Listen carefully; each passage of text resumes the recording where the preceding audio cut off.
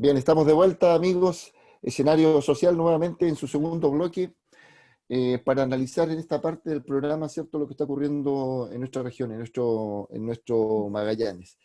Eh, Quisiera partir contigo, Alfredo, analizando, ¿cierto?, y dándote el espacio, evidentemente, para que hables, ¿cierto?, de lo que fue tu publicación, que normalmente nos tienes acostumbrado a leer. Nuevamente pones el punto sobre la I, fundamentalmente en función de lo que está ocurriendo con nuestro Magallanes, porque si nosotros a nivel nacional observamos que ante la ausencia de medidas por parte del Estado y su administración, en este caso el gobierno de turno, se tienden a generar este tipo de agendas que son agendas fundamentalmente de endeudamiento, y luego se generan estos proyectos que nacen desde el Parlamento, ¿cierto?, con un resquicio constitucional para los efectos de ir retirando ahorros que son también de los trabajadores. Entonces, ante la ausencia del Estado, respecto de medidas verdaderas que signifiquen incorporar recursos, ¿cierto?, no solamente a la clase más vulnerable, sino que también a la clase media, que se ha visto tremendamente afligida. eh, la situación de Magallanes no deja de ser menor, Alfredo, y efectivamente, a propósito de tu columna, fíjate, da la sensación de que Magallanes nosotros estamos como una suerte de abandono respecto del gobierno central. No sé cuál es tu opinión, Alfredo. Bueno, tú te refieres a la columna, la última, bueno, algo me había referido en un programa anterior. Claro, yo creo que estamos en una suerte de lazareto. Lazareto, ¿qué es lo que es? Es un lugar de confinamiento, digamos, para personas que están infectadas o enfermas. Eh, Habían dos métodos, ¿no? Ya del año 1300 en adelante, surge en Venecia el año 1370 el concepto de la cuarentena, digamos, de aislar a las comunidades por 40 días. Después eso no fue tan suficiente, además porque nunca se probó su efectividad. Se sigue utilizando hoy día más refinadamente, obviamente con los cordones sanitarios, etcétera. Pero también se crea entre medio el Lazareto, que es un lugar donde, o una isla, o un lugar, un territorio X, donde se confina a personas enfermas, originalmente concebido como un tema sanitario, pero después concebido en nuestra historia también como un tema que tenía objetivos políticos y económicos. Y yo creo que nosotros estamos en esa segunda variante si queremos hacer una analogía. O sea, yo creo que es un lazareto sanitario, pero es político y económico. Como decir, ¿sabe qué? A esta gente de Magallanes a nadie le interesa, arréglensela como puedan, etc. Es más, si tú analizas la historia, a los lazaretos se les recomendaba que acuñaran su propia moneda y sus propios billetes. Y que yo no creo que estemos en esas circunstancias más bien todavía, sino que me estaría preocupando. Pero, y que también que plancharan su correspondencia para que no causaran más infecciones, ¿no? Hoy día, bueno, hoy día se usa el mail, digamos, es bastante difícil hacer eso. Pero el tema es una buena analogía porque yo creo que estamos en un lazareto con objetivos político-económicos, como si lo miren, sí, en Magallanes las cifras están como están, digamos, el 1%, menos del 1% de la población que incide en las votaciones, digamos, a nivel nacional, entonces que se las arreglen como puedan, que vivan en su lazareto, que sobrevivan como puedan, porque de otra forma no se explica la suerte de abandono que tenemos, digamos, en términos económicos y sociales, digamos. O sea, el golpe económico y social para Magallanes va a ser de tal magnitud que aún no se dimensiona. Y yo noto una especie de silencio, y voy a utilizar un término porque los silencios pueden tener muchos adjetivos, ¿no? Pero hay un silencio cómplice.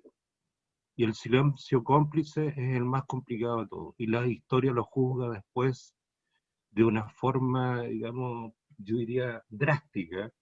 El silencio cómplice es el de las autoridades o el de los representantes que no hacen nada por superar esta situación de lazareto económico, social y sanitario que tenemos hoy día en Magallanes.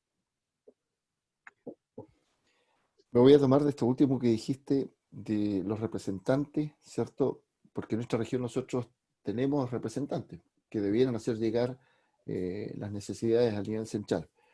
Entonces, Cristian, me faltó un dato al principio de esta segunda parte que tiene que ver con esta contextualización a propósito de los datos que menciona Alfredo. Fíjate que el promedio de las últimas 5 semanas de contagios diarios es de 72 personas. Ya, en la semana, esta última que va, la contabilizamos así nosotros en función de cómo hacemos el programa, ¿cierto? Entre el viernes 13 y el jueves 19 de noviembre tenemos un promedio de 59 personas diarias contagiadas, ¿ya? Pero si vamos al análisis desde cuando venimos haciendo este ejercicio semanal, ¿cierto? Las últimas 5 semanas tenemos un promedio de 73 personas contagiadas en forma diaria. La pandemia en Magallanes da la impresión que no cede, pero sin embargo las necesidades aumentan a propósito precisamente de este confinamiento, ¿cierto? Y de esta suerte de contención que significa este lazareto de estar nosotros aislados aquí o en Magallanes para que efectivamente no contagiemos al resto. Cristian. Sí, pero es lo que dice Alfredo, ¿ah? Si al final, o sea, ustedes están en cuarentena, arréglense como puedan, porque no hay trazabilidad, no hay una buena medición de los PCR, ¿cierto? Los exámenes más habituales, esta cuestión la denunciamos antes nosotros, con la gente que entraba y salía de la región, ¿cierto? Que se colocan medidas un poco absurdas, ¿cierto?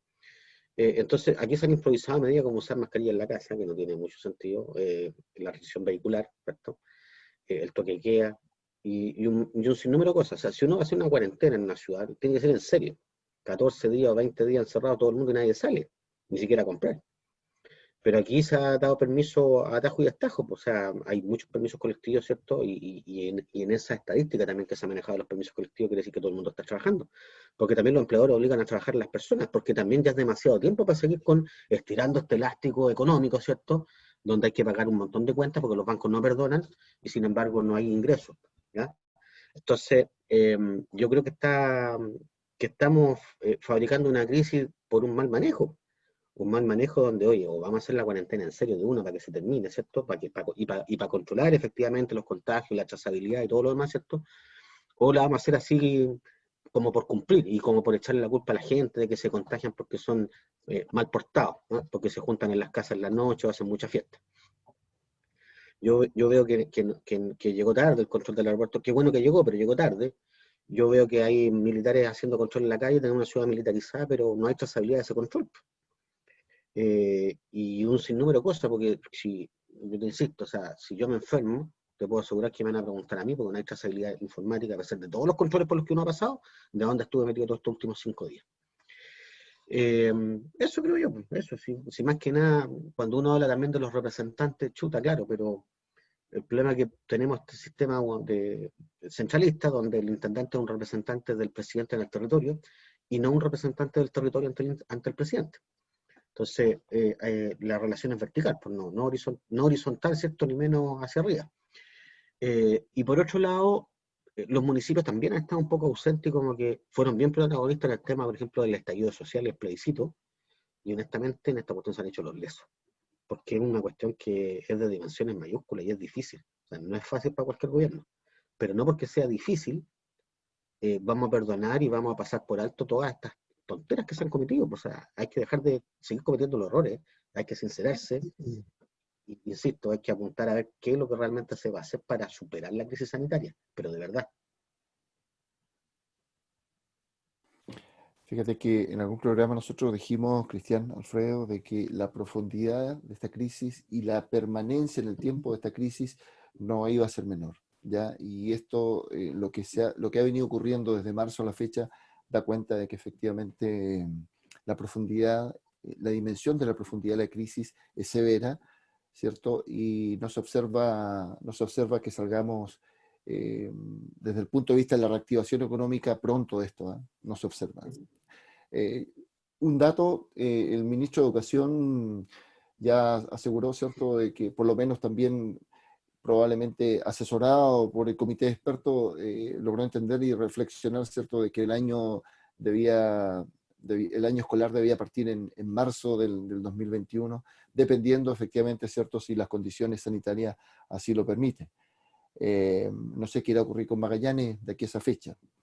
La otra arista, muchachos, que tiene que ver evidentemente con el clima regional y con el escenario que se nos avecina el año que viene de elecciones, es precisamente el tema político. Ya hay varios candidatos, ¿cierto?, que ya han manifestado su voluntad de hacerse partícipe de de uno u otro proceso eleccionario. El consejero Kusanovich, entiendo que ya anunció que se iba a retirar del Consejo, ¿cierto?, regional. El consejero Emilio Bocasi también, entiendo que él va representando al Partido Comunista, ¿cierto?, como gobernador regional o como candidato a gobernador regional.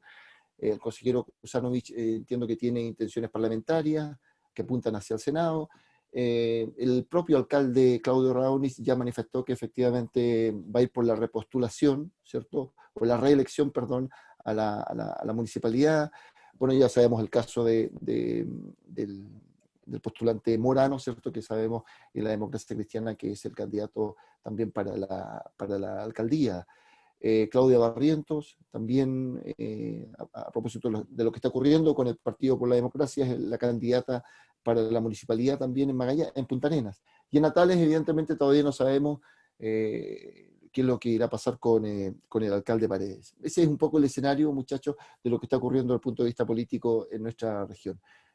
Abro el comentario, Cristian. Sí, sí, una sola aclaración. Aquí está, lo que tú hiciste en la relación está bien, pero Vukovic, el consejero Vukovic, consejero regional Vukovic, es que el que va por el Partido Comunista, y Bocasi va por otro partido, que es el Frente Regionalista Verde Social, que van en una especie como de alianza con el Partido Comunista. No sé cómo es la cosa que van a hacer ahí, pero para dejarlo claro. Y claro, pero lo interesante de todo, mira, es que primero, como se ha legislado esta cuestión de no repetirse el plato varias veces, estamos obligando a la gente que renuncia antes que sincere sus posiciones, porque no ocupa el cargo como trampolín político para salir a otro cargo. ¿Ah? Entonces yo creo que primero se ha logrado un objetivo adecuado, y es que no hayan excesos de reelecciones, y por otro lado también sinceren sus posiciones los que van a asumir, dejar un cargo para asumir el otro.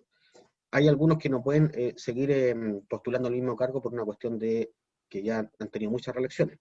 El caso, por ejemplo, Checho Aguilante, él ya no puede seguir. Por eso que él no sigue en el municipio, pero sin embargo manifestó interés para postular al Consejo Regional, por dar un ejemplo. Entonces, claro, hay buenas cartas, se ven, ¿cierto? Porque hay experiencia, ¿cierto? Porque hay buenas pantallas, ¿cierto? Y la ciudadanía se tiene que informar, pues se tiene que empoderar de esta cuestión. Si consejeros regionales se van a elegir, con o sin su voto, ojalá vote para que decida.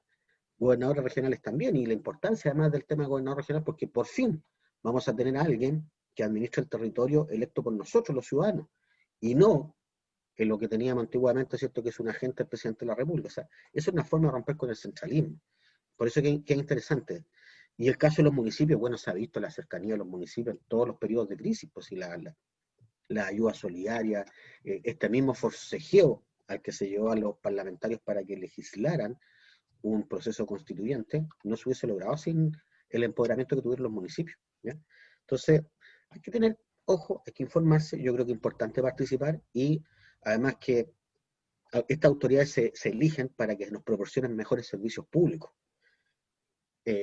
Pero el ocio no se lo va a prometer nadie, porque todos tenemos que seguir trabajando, si nadie está prometiendo el ocio. Todos tenemos que cumplir con nuestra obligación y nuestros deberes. Lo que pasa es que va a ser más fácil o más difícil, o mejor manejable o menos manejable, las crisis, ¿cierto?, los servicios públicos y una serie de cuestiones más de trámites que habitualmente uno está obligado o medio acostumbrado a hacer por las diversas labores y funciones que cumple.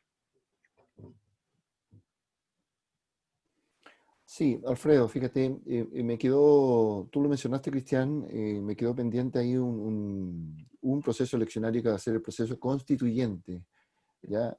Y ahí efectivamente también va a tener que elegirse representantes.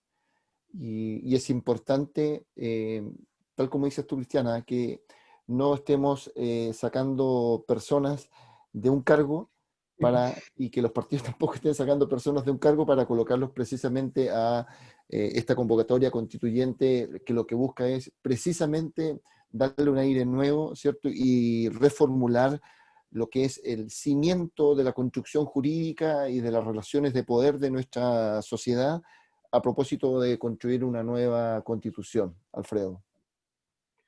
Mira, yo primero que nada quisiera decir que las personas que manifiestan interés por postularse a algún cargo, como don Alejandro Kusanovich, Manuel José Correa, eh, el ex intendente Flies, el ex seremi de Obras Públicas, tengo entendido, Francisco Miranda, y las otras personas que tú nombraste, el señor Bocasi, el señor Vukusic, etcétera.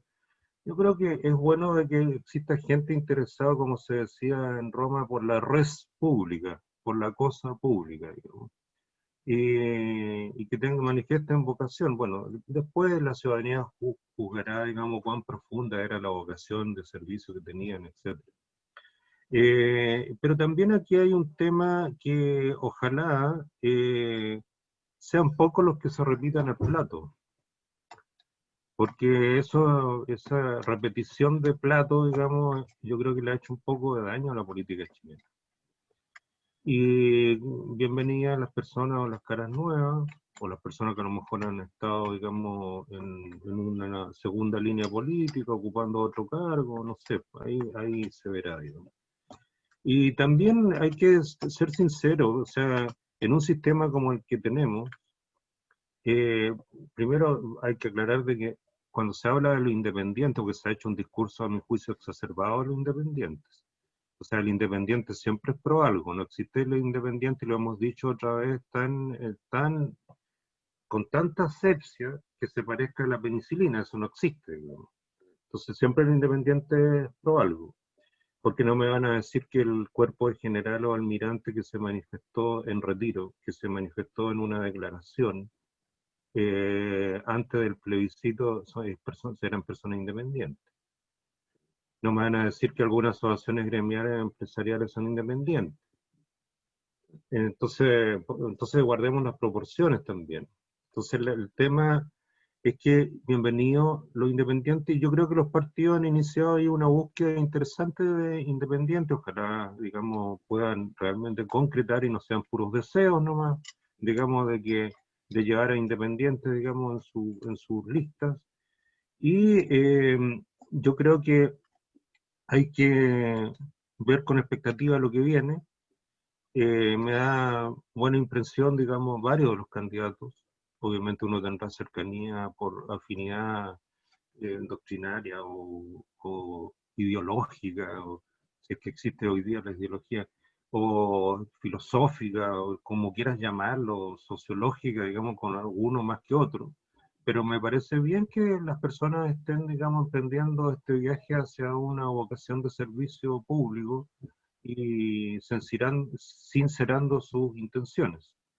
Yo creo que hay algunos que se van a quedar en el puesto que están porque los números no le dan. O sea, también hay que ser sincero en eso. Lastimosamente no se hacen encuestas aquí en Magallanes, digamos, como se hacían antes por el CERC y otros organismos, digamos, muy prestigiados. Eh, pero yo creo que la realidad política se va a ir aclarando, digamos, poco a poco en los meses que quedan de aquí a abril de este año. Creo que en enero tienen que estar inscritos los candidatos. Así que yo creo que vamos a tener muchas noticias, y qué bueno que exista gente que manifieste su vocación por dedicarse a lo público, porque tenemos que tener personas que se dediquen a lo público. Y ojo, cuando se dice, no, pero es que los independientes, ya el independiente que se manifiesta o se interesa por la cosa pública, bienvenido sea, independiente que no milita en un partido, ya está participando en política. Entonces tengamos cuidado con mirar a la política con desdén y decir, no, pues soy independiente. Sí, los candidatos no van a venir de Marte ni de Júpiter, van a venir de la comunidad en la cual nos desenvolvemos, ¿no?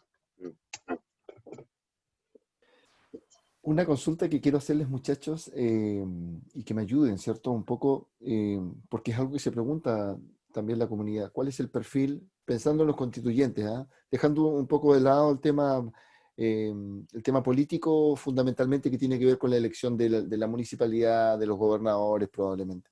Pero sí en los constituyentes, la gente que se va a dedicar, ¿cierto?, a trabajar en la redacción de la nueva constitución, o la gente lo que busca es un perfil probablemente distinto, que quizás no solamente tenga que ver con independencia, sino que un perfil especial que, que reúna ciertas características técnicas de esa persona, ciertas características de conocimientos, de competencias, que efectivamente lo perfilen para que sea un buen candidato a constituyente. Ayúdenme con eso, muchachos. ¿Cuál sería el perfil para un buen constituyente a propósito de la experiencia de ustedes? Mira, yo en realidad que sea experto técnico o no, yo lo dejaría un poco en segundo plano. Para mí lo principal es su calidad de credibilidad, de apego, ¿cierto?, a una idea, ¿cierto?, de carisma, y la honestidad y la sinceridad de que yo sé que voy a colocar un representante que no va a ceder en la idea y que la va a defender con fuerza, porque lo que se escriba en realidad también tiene que haber un ente técnico de mejor reacción, ¿eh? Pero porque no van a estar todos escribiendo a manito y te gustó cómo quedó. No, es como se tramita la ley en el Congreso, que se dicen, quiero hacer una indicación, quiero decir acá, quiero decir allá, y finalmente hay un secretario que redacta, ¿cierto?, y presenta, oye, le gustó esta cuestión, cómo quedó. Pero, pero yo creo que lo principal es que la persona tenga que tener características de intachabilidad moral, ¿cierto?, un estándar ético, ¿cierto?, credibilidad y empatía. Sobre todo aquí, empatía con la comunidad. Alfredo, y uno de los elementos que se exige es que sea magallánico. No sé si natalino a propósito de lo que manifiesta, no sé si natalino a propósito de lo que manifiesta don Miguel Sierpe, pero Muchas bueno, gracias. claro, una profunda equivocación creo yo soy natalino, una profunda equivocación. En Natales no hay viejas lloronas, hay gente que está con necesidades profundas.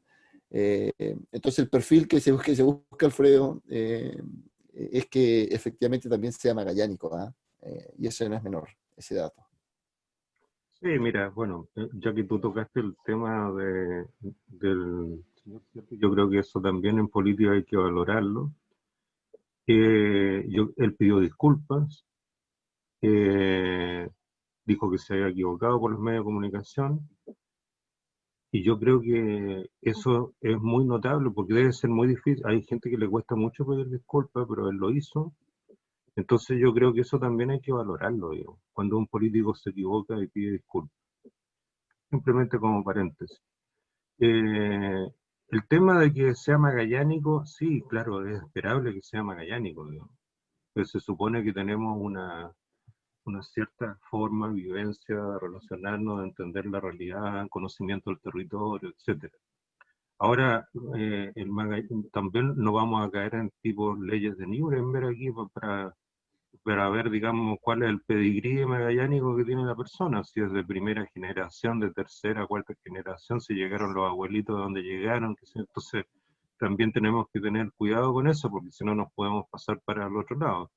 Obviamente también el advenedizo que se estaciona aquí, digamos, por un par de años y ya se siente más magallánico que los propios magallánicos que llevan mucho tiempo, bueno, también habrá que discutirle el tema, digamos, y ver, digamos, su legitimidad.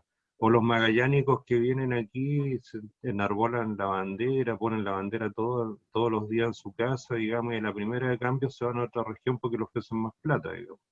Entonces, hay magallánicos y magallánicos. Hay gente que se ha vecindado de otras regiones y ha hecho grandes aportes y tiene compromiso y quiere desarrollar su vida acá.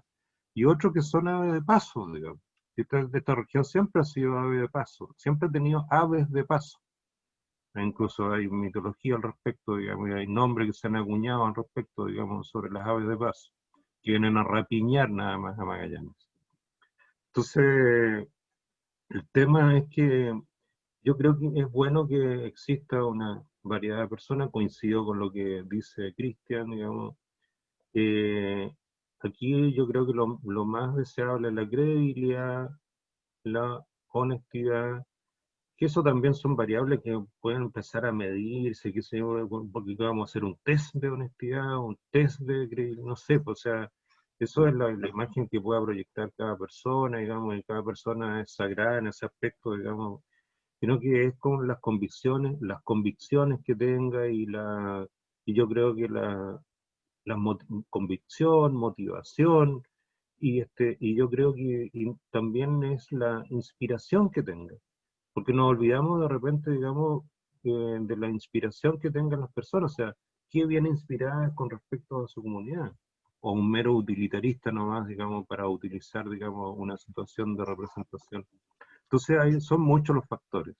Y ojalá la gente sea la más comprometida. Yo creo que el compromiso es el más grande. Ahora, no nos olvidemos que este es un cargo bien transitorio, el cargo de constituyente. O sea, no estamos eligiendo un parlamentario que va a durar 4, 8 años y después la posibilidad de reelegirse. Es un cargo tremendamente transitorio, que va a durar 9 meses, tengo entendido. Así que las expectativas ahí se verán cómo se van. Sí, es un cargo tremendamente transitorio, pero encuentro yo tremendamente relevante, por eso les preguntaba a ustedes cuál era la opinión con respecto al perfil, muchachos.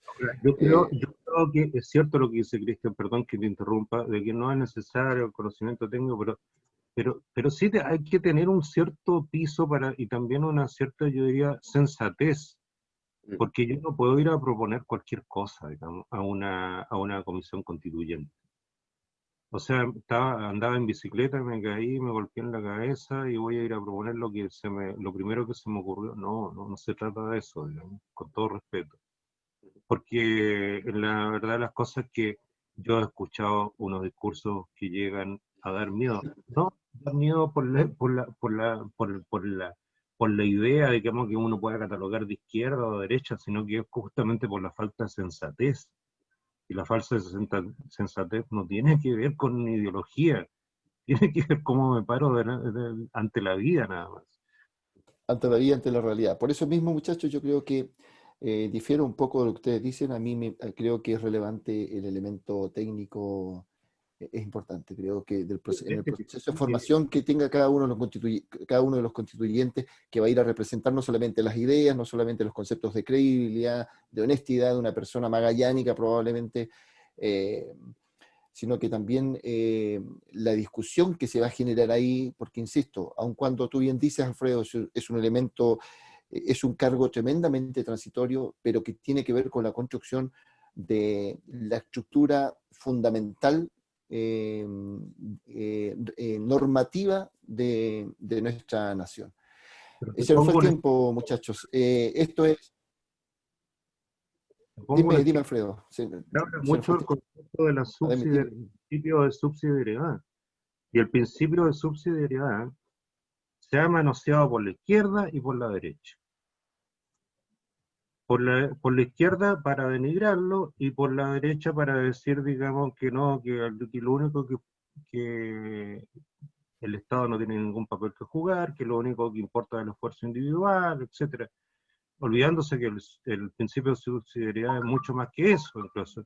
Tiene incluso hasta raíces cristianas, digamos. ¿Para qué hablar de la doctrina social de la Iglesia sobre el principio de subsidiariedad? ¿Para qué hablar, digamos, las teorías de bien común? O sea, porque si queremos aquí que lo importante sea la persona, pero no la persona inserta en una comunidad, la persona viviendo en una comunidad, desarrollándose en una comunidad. Obviamente, entonces, se habla tanto de repente de conceptos como el principio de la subsidiariedad en contra o a favor, confundiendo a las personas. Entonces, ahí, claro, me compro la tesis tuya que tiene que haber gente que tenga al menos ciertos conceptos claros. Eso es. Amigos, se nos fue el tiempo, estamos súper pasados. Gracias, Cristóbal. Gracias, Polar Comunicaciones, esta plataforma que nos permite salir al aire. Esta ha sido la edición de Escenario Social. Nos vemos en el próximo programa Comunidad Magallánica.